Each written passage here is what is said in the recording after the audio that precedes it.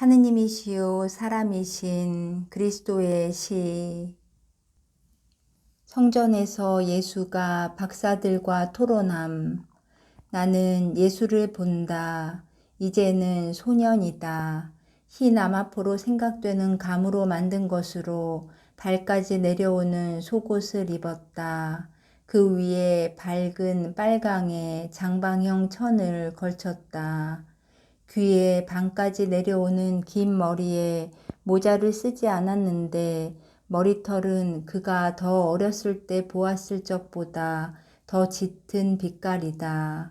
나이에 비하여 매우 큰 건장한 소년이다. 그러나 얼굴은 정말 어리다. 예수는 나를 바라보고 손을 내밀면서 미소 짓는다. 그러나 벌써 어른이 된 예수에게서 보는 것과 같은 다정스러우면서도 어딘가 모르게 근엄한 빛을 띤 미소이다. 예수는 혼자 있다. 지금은 다른 것이 아무것도 보이지 않는다. 예수는 줄곧 오르락 내리락 하는 돌이 많은 작은 길 위에 있는 작은 담에 가까이 있다. 그 길 가운데에는 비가 올 때에는 개울로 변하는 움푹 파인 곳이 있다. 지금은 날씨가 좋기 때문에 말라 있다. 나도 담으로 가까이 가서 예수가 하는 것과 같이 주위와 아래를 보는 것 같다. 나는 줄이 고르게 서 있지 않은 일단의 집을 본다. 높은 집, 낮은 집이 있고 향이 각각 다르게 앉아 있다. 마치 우중충한 땅에 흰 조약돌 한 줌을 던져놓은 것과 비슷하다. 서투르기는 하지만 꽤 들어맞는 비유이다. 큰 길, 작은 길들이 이 흰 가운데에 정맥과 같이 나타난다. 여기저기 담 사이에는 나무들이 보인다. 꽃이 핀 나무도 많고 새 잎이 덮인 나무도 많다. 봄인가 보다. 내가 보아서 왼쪽에는 건물들이 있는 세 개의 질서정연한 단으로 되어 있는 큰 집단이 있고 또 탑들과 마당들과 회랑들이 있는데 그 한가운데에는 더 높고 장엄하고 매우 화려한 둥근 지붕들이 달린 건물이 있는데 그 둥근 지붕들은 구리나 금 같은 금속을 입힌 것 같이 햇빛에 반짝인다. 이 전체를 요새인 것처럼 M자 모양의 총안이 꼭대기에 장치된 성벽이 에워싸고 있다.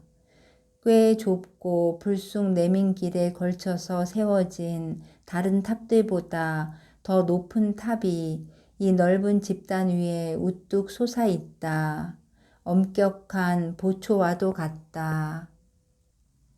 예수는 이곳을 뚫어지게 쳐다보다가 몸을 돌려 처음에 하던 대로 다시 등을 담에 기댄다. 그리고 건물 집단 맞은편에 있는 작은 산, 그 밑에까지는 집들이 있다가 그 다음에는 아무것도 없는 작은 산을 바라다 본다. 거기에서 길이 고리 모양으로 되어 끝나고 그 저쪽으로는 장방형 돌을 불규칙적이고 고르지 못하게 깐 길밖에 없다. 그 돌들은 집정관 시대에 로마의 도로에 깔았던 돌처럼 엄청나게 크지는 않다. 오히려 비아레치오에 오래된 인도에 깔려있는 전형적인 돌들과 비슷하다. 그 돌들이 아직 비아레치오에 있는지 모르겠다. 그러나 고르게 깔리지는 않았다. 나쁜 길이다. 예수의 얼굴이 하도 근엄하게 되어서 나는 그 작은 산 위에서 그의 침울의 원인이 무엇인지 찾아보기 시작하였다. 그러나 특별한 것을 아무것도 발견하지 못하였다. 그것은 헐벗은 작은 산이다. 그뿐이다. 그런데 나는 예수를 잃었다. 과연 내가 뒤돌아보았을 때 예수는 거기 있지 않았다. 그리고 나는 이 환상을 보면서 깜빡 졸았다. 이 환상의 기억을 가슴에 간직한 채 잠이 깨었을 때 모든 사람이 자고 있기 때문에 기운과 평온을 좀 되찾은 다음 내가 한 번도 가본 적이 없는 어느 곳에 가 있게 되었다. 마당들과 샘들과 집들이 있다. 아니, 집이라기보다는 오히려 정자들이다. 사실 그것들은 집보다는 정자들 같다. 거기에는 옛날 히브리 사람들 시기에 옷을 입은 많은 군중이 있고 몹시 시끄럽다. 주위를 둘러보고 내가 예수가 바라보고 있던 그 건물 집단 안에 있다는 것을 깨닫는다.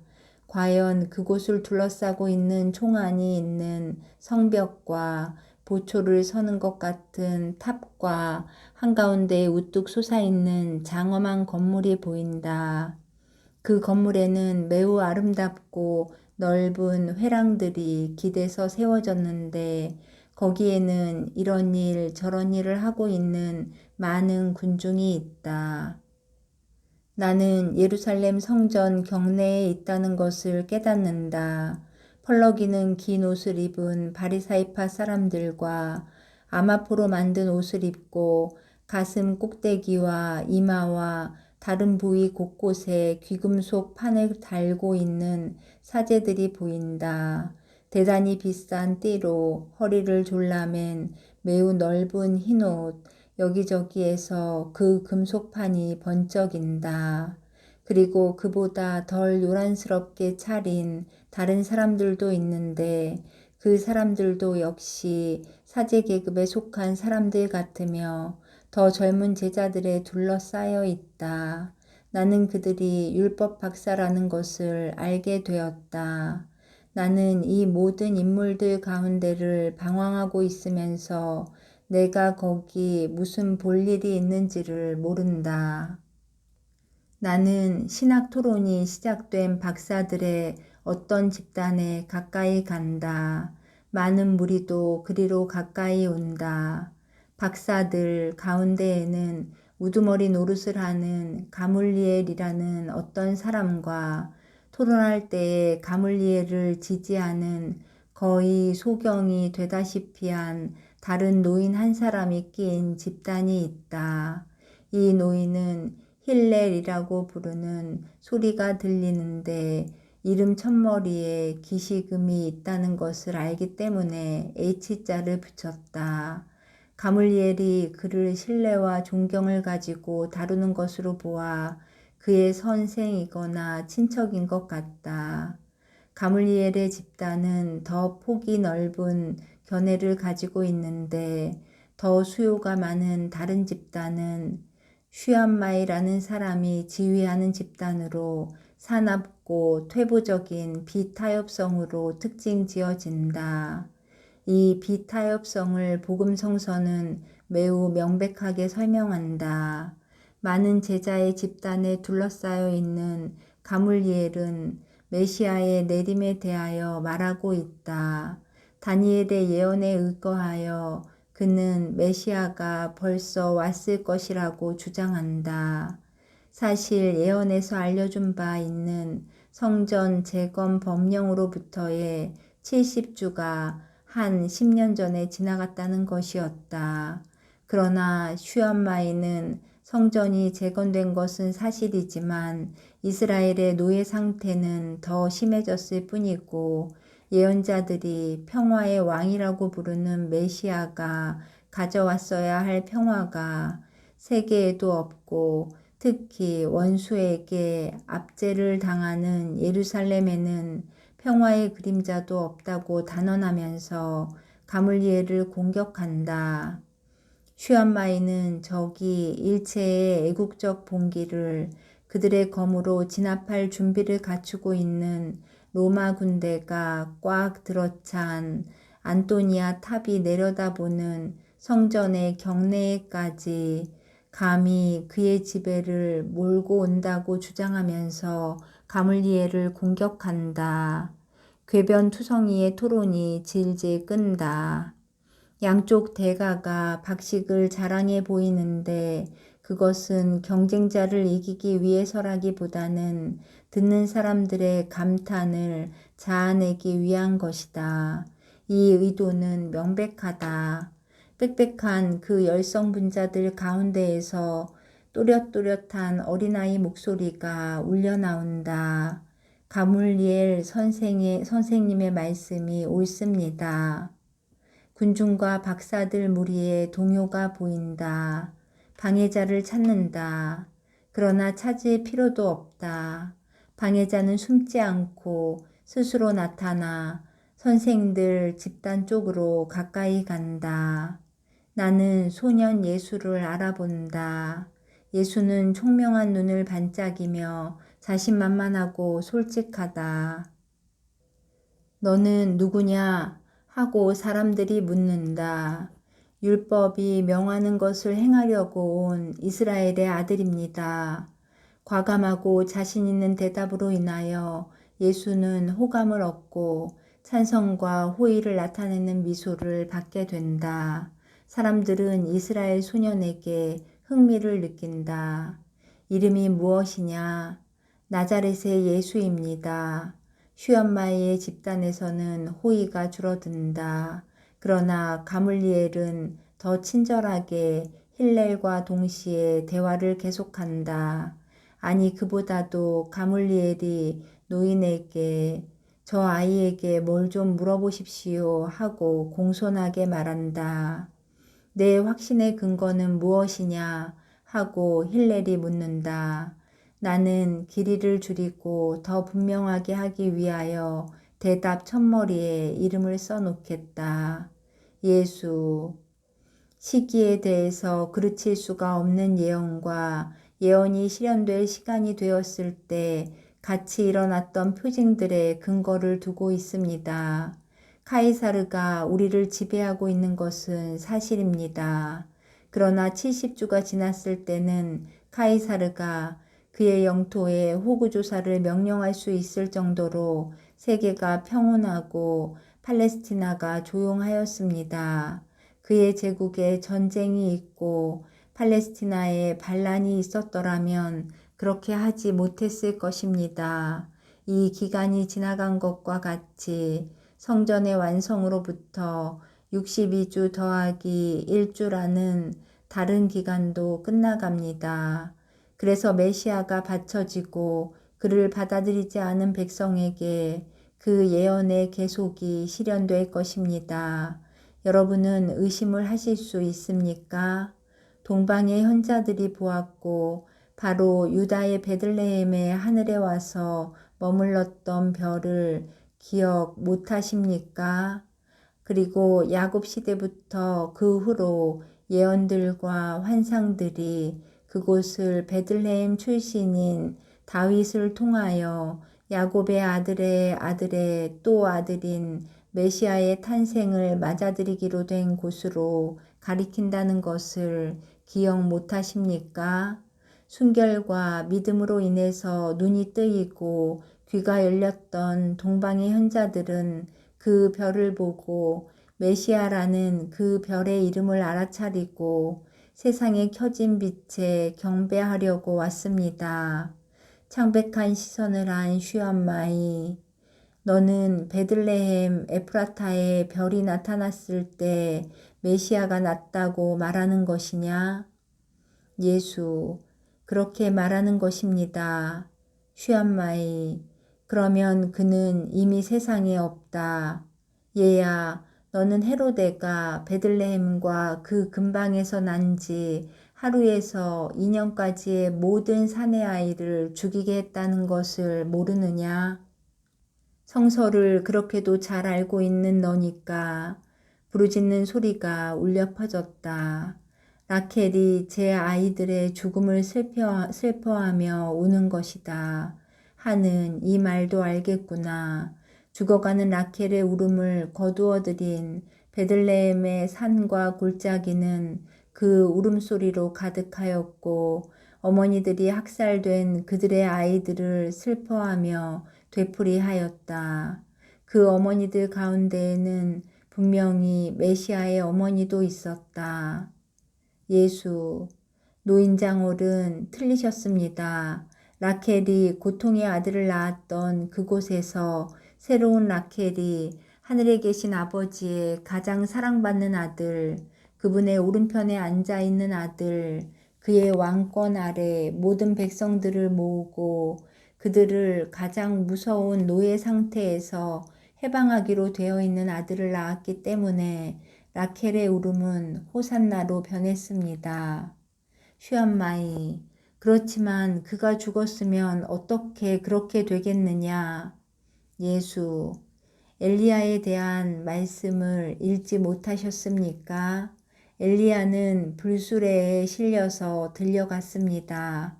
그런데 주 하느님께서 당신의 임마누엘이 당신 백성의 메시아가 되도록 그를 구하실 수 없었겠습니까? 이스라엘 백성이 발을 적시지 않고 그의 땅에 도달하도록 모세 앞에 바다를 갈라놓으신 그분이 당신의 아들, 당신의 그리스도를 잔인한 사람에게서 구하라고 당신 천사들에게 명령하지 못하셨겠습니까? 여러분에게 확실히 말합니다만 그리스도는 살아있고 여러분 가운데 있습니다. 그리고 그의 때가 오면 그의 능력을 가지고 나타날 것입니다. 밑줄 친 말을 할 때에 예수의 목소리는 쩡쩡 울려 공간을 채운다. 그의 눈은 한층 더 빛나고 능력과 약속으로 자극되는 것 같으며 그는 어떤 선서를 하는 것처럼 오른팔과 손을 내민다. 그는 한 소년이다. 그러나 어른과 같이 엄숙하다. 할렐, 얘야, 누가 그 말을 가르쳐 주었느냐? 예수, 하느님의 성령입니다. 저는 사람인 선생이 없습니다. 여러분이 제 입으로 들으시는 것은 하느님의 말씀입니다. 할렐, 얘야, 너를 자세히 보게 우리 가운데로 오너라. 내 믿음의 저판이, 내 바람이 다시 살아나고 내 영혼이 내 영혼의 태양으로 빛난다. 그러면서 예수를 가물리엘과 힐레 사이에 있는 높은 의자에 앉히고 그더러 읽고 해석하라고 두루마리들을 갖다 준다. 이것은 규정에 따른 시험이다. 군중이 몰려와서 듣는다. 예수는 앳된 목소리로 읽는다. 내 백성아, 마음을 달래라. 예루살렘의 노예 생활이 끝났으니 그의 마음에 말하고 그를 위로하여라. 광야에서 외치는 어떤 사람의 목소리가 있다.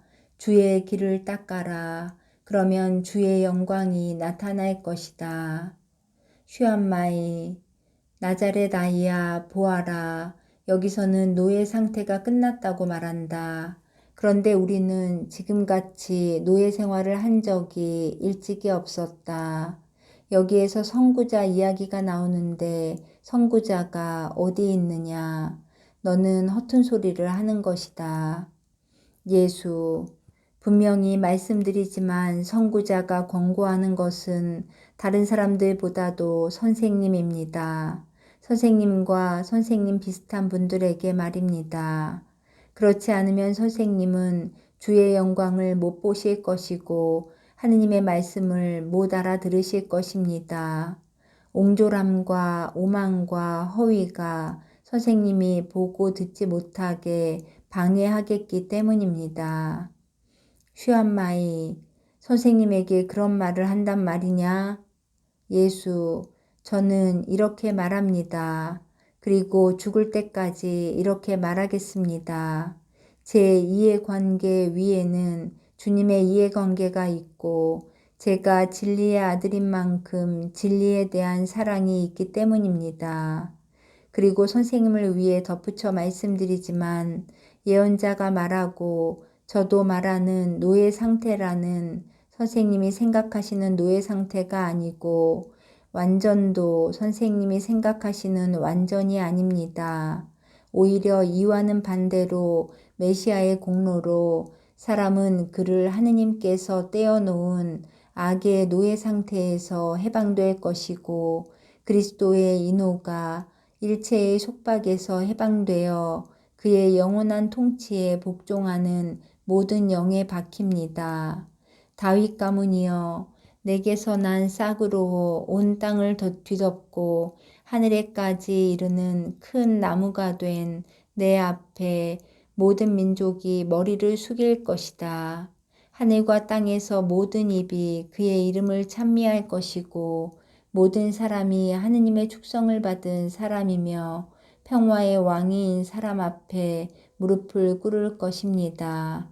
자기 자신으로 모든 피로한 영혼을 취하게 하고 굶주린 모든 영혼을 배불리 먹여줄 그 사람, 땅과 하늘 사이에 계약을 맺을 그 사람 앞에 무릎을 꿇으리라는 말씀입니다.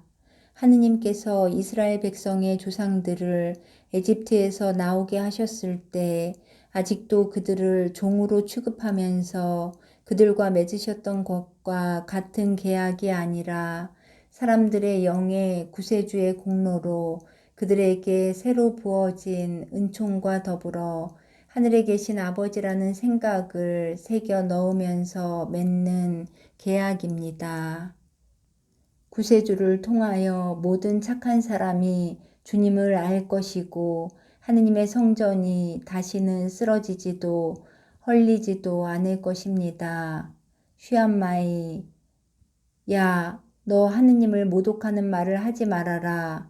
다니엘을 상기하여라. 다니엘은 그리스도가 죽은 다음 성전과 성도가 그를 위해서 올 국민과 두목에 의하여 파괴될 것이라고 말하였다. 그런데 너는 하느님의 성전이 다시는 파괴되지 않을 것이라고 주장하는구나. 예언서들을 존중하여라. 예수 선생님께 확실히 말씀드립니다만 예언자들보다 나은 어떤 사람이 있는데 선생님은 알고자 하는 의지가 없기 때문에 지금도 알지 못하시고 후에도 알지 못하실 것입니다. 그리고 제가 말한 것이 모두 참말이라는 것을 선생님께 단언합니다. 진짜 성전은 다시는 죽음을 당하지 않을 것이고 오히려 그것을 거룩하게 하시는 분과 같이 다시 살아나 영원한 생명을 누릴 것이고 세상 마칠 때에는 하늘에서 살 것입니다. 할렐. 얘야, 학계는 이렇게 말한다. 문민족이 바라는 이가 올 것이다. 내가 내리는 영광이 이 성전에 차고 넘치리라. 그리고 지금 짓는 이 성전이 예전의 성전보다 더 영화로울 것이다 하고 그가 말하고자 하는 것은 아마 내가 말하는 것과 같은 성전님 모양이구나. 예수, 선생님, 그렇습니다. 그가 말하고자 하는 것이 이것입니다. 선생님은 정직하시기 때문에 빛을 향해 가시게 됩니다. 그래서 선생님께 말씀드립니다. 그리스도의 재언이 완성되면 평화가 선생님께로 올 것입니다. 선생님은 아기가 없는 이스라엘의 자손이시기 때문입니다. 가물리엘, 예, 예수야, 예언자들이 말하는 평화 말이다. 만일 전쟁이 와서 이 백성을 파멸시키면 어떻게 그 평화를 바랄 수 있단 말이냐. 말 좀 해서 나도 밝혀다오. 예수, 선생님은 그리스도가 나던 날 밤 거기 있던 사람들이 무슨 말을 했는지 기억 못하십니까? 착한 뜻을 가진 사람들에게 평화라고 천사들의 무리가 노래했다는 말을요. 그러나 이 백성의 뜻은 착하지 않습니다. 그래서 이 백성은 평화를 얻지 못할 것입니다. 이 백성은 인간적인 권력을 지닌 왕을 기다리고 있는데 그는 정신의 왕이기 때문에 의인이요. 구세주인 그 왕을 알아차리지 못할 것입니다. 그리스도는 이 백성의 마음에 들지 않는 것을 설교하겠기 때문에 이 백성은 그를 사랑하지 않을 것입니다. 그리스도는 전차와 기병대를 갖춘 적과 싸우지 않고 주님을 위하여 창조된 사람의 마음을 극악한 향락 쪽으로 기울어지게 하는 영혼의 원수들과 싸울 것입니다. 그런데 이것도 이스라엘이 그에게서 기대하는 승리가 아닙니다. 예루살렘아, 너의 왕은 암나귀와 나귀 새끼를 타고, 즉 이스라엘의 의인들과 이방인들을 데리고 올 것이다. 그러나 여러분에게 말합니다만 나귀 새끼가 그에게 더 충실해서 암나귀보다 앞서서 그를 따를 것이고 진리와 생명의 길에서 커질 것입니다. 이스라엘은 그의 악이 때문에 평화를 잃을 것이고 그들로 인하여 고통의 인간이 되리라고 이사야가 예언한 그들의 왕에게 당하게 한 것과 같은 고통을 여러 세기를 두고 당할 것입니다. 슈암마이, 나자렛 녀석아, 내 입에서는 유치한 말과 동시에 하느님을 모독하는 말이 나온다. 대답 좀 해보아라. 그래, 선구자가 어디 있단 말이냐? 언제 우리가 선구자를 언제 가졌었단 말이냐? 예수, 선구자는 존재합니다. 보아라, 나 이제 특사를 보내어 나의 행차길을 닦으리라. 그는 너희가 애타게 기다리는 너희의 상전이다. 그가 곧 자기 궁궐에 나타나리라 하고 말라키가 말하지 않았습니까? 그러므로 선구자는 바로 그리스도를 앞서 옵니다. 선구자는 그리스도와 같이 벌써 와 있습니다. 만일 주의 길을 닦는 사람과 그리스도 사이에 여러 해라는 간격이 있으면 모든 길이 막히고 빗나가고 할 것입니다. 하느님께서 그것을 아시고 선구자가 다만 1시간만 주인보다 앞서가도록 결정하셨습니다. 여러분이 이 선구자를 보시면 여러분은 그리스도의 전도가 시작되었구나 하고 말할 수 있을 것입니다.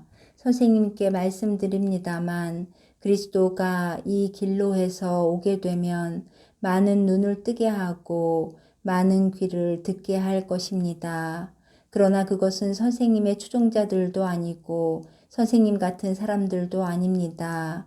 선생님네는 그리스도가 여러분에게 생명을 갖다 주는 대신에 죽음을 그에게 줄 터이니까요. 그러나 이 성전보다 더 크고 지성소에 들어있는 장막보다 더 높고 지품 청사들이 바치고 있는 영광보다도 더 높이 구세주가 그의 옥좌와 제단에 앉게 되면 하느님을 죽인 자들에 대한 저주와 이방인들을 위한 생명이 그의 수없이 많은 상처에서 흘러나올 것입니다. 그것을 모르시는 선생님, 되풀이해서 말씀드립니다마는 그리스도는 인간적인 지배를 하는 왕이 아니고 영적인 왕국의 왕이며 그의 신민은 오직 그들의 사랑을 통하여 그들의 영으로 다시 태어날 줄을 알고 또 요나와 같이 한번 태어난 다음 다른 고장에서 다시 태어날 줄을 알 그런 사람들 뿐이겠기 때문입니다. 즉, 참 생명을 인류에게 줄 그리스도를 통하여 올 영적인 재생으로 하느님의 자녀들이 될 사람들 말입니다. 슈암마이와 그의 측조자들, 이 나자렛 녀석은 사탄이다. 힐레과 그의 추종자들, 아니요, 이 아이는 하느님의 예언자요. 얘야, 우리와 같이 있어라. 이 늙은이가 아는 것을 내 지식에 넘겨주겠다. 그러면 너는 하느님의 백성의 스승이 될 것이다.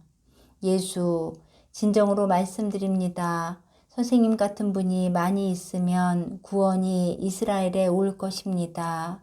그러나 제 때가 오지 않았습니다. 하늘의 목소리가 제게 말합니다.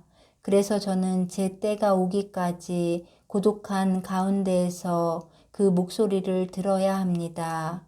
때가 오면 제 입술과 제 피로 예루살렘에 말하겠습니다. 그러면 제 운명은 예루살렘에 의하여 돌로 맞고 암살당한 예언자들의 운명과 같이 될 것입니다. 그러나 제 존재 위에는 주 하느님의 존재가 있어 저를 당신 영광의 발판을 삼으시라고 저 자신 그분께 복종하면서 그분이 세상을 그리스도의 발판을 만드시기를 기다립니다. 제 때에 저를 기다리십시오. 이 돌들이 다시 제 목소리를 들을 것이고 제 마지막 말을 듣고 떨 것입니다. 이 목소리로 하느님의 말씀을 듣고 이 목소리를 통하여 하느님을 믿을 사람들은 행복합니다. 이 사람들에게는 그리스도가 자기의 왕국을 줄 것인데 여러분의 이기심이 그 왕국이 순전히 인간적인 것이라고 상상하고 있지만 사실은 천상적인 것입니다. 이 나라가 임하라고 저는 이렇게 말합니다. 주님, 당신의 종이 당신의 뜻을 행하려고 여기 왔습니다. 저는 주님의 뜻을 완수하기를 열망하니 그 뜻을 완전히 이루십시오 하고 그리고 여기서 영적인 정열로 불타는 얼굴을 하늘을 향해 쳐들고 팔을 벌리고 어리둥절한 박사들 가운데에 서 있는 예수의 환상이 끝난다. 1944년 1월 29일 저는 여기서 확실히 신부님의 관심을 끌 두 가지 일을 말할 것이 있고 또 잠이 깨면 그 말을 쓰겠다고 결정도 하였었습니다. 그러나 그보다 더 급한 다른 이야기들이 있기 때문에 그것은 나중에 쓰겠습니다. 제가 처음에 말하려고 하던 것을 여기에 쓰겠습니다. 신부님은 오늘 제가 어떻게 힐렐과 가물리엘의 이름과 슈암마이의 이름을 알 수 있었느냐고 물으셨지요. 그것은 제가 제2의 목소리라고 부르는 목소리입니다. 이 목소리가 이런 것들을 제게 말해줍니다. 이것은 제게 쓰라고 불러주는 내 예수님과 다른 사람들의 목소리보다는 좀 덜 느낄 수 있는 목소리입니다. 이 목소리들은 벌써 말씀드렸고 다시 되풀이해 말씀드렸지만 진짜 목소리들인데 제 영적인 오성이 그것을 마치 인간의 목소리인 것처럼 지각합니다. 저는 그 목소리들을 마치 어떤 사람이 아주 가까이에서 제게 말하는 것과 꼭 같이 다정스럽거나 분개한 목소리로 유쾌하거나 슬픈 목소리로 느낍니다.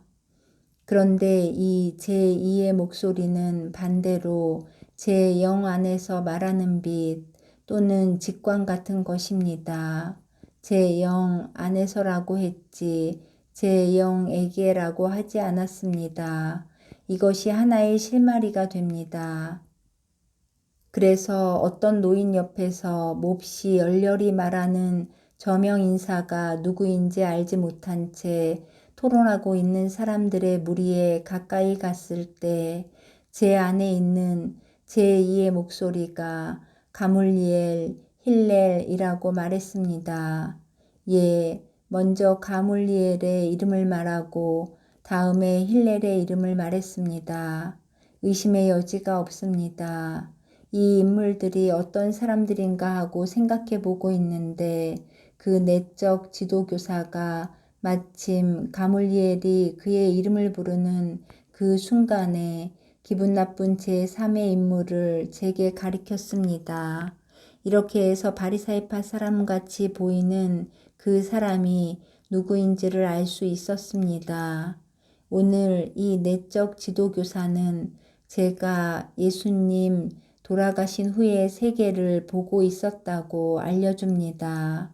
환상을 볼 때에는 이런 일이 매우 자주 있습니다. 이 내적 지도교사가 저 혼자서는 파악하지 못할 터인데 그것을 이해하는 것이 필요한 어떤 세부 사항들을 깨닫게 해줍니다. 설명을 잘 드렸는지 모르겠습니다. 그러나 예수님이 제게 말씀하기 시작하시기 때문에 이 문제는 이쯤으로 끝내겠습니다.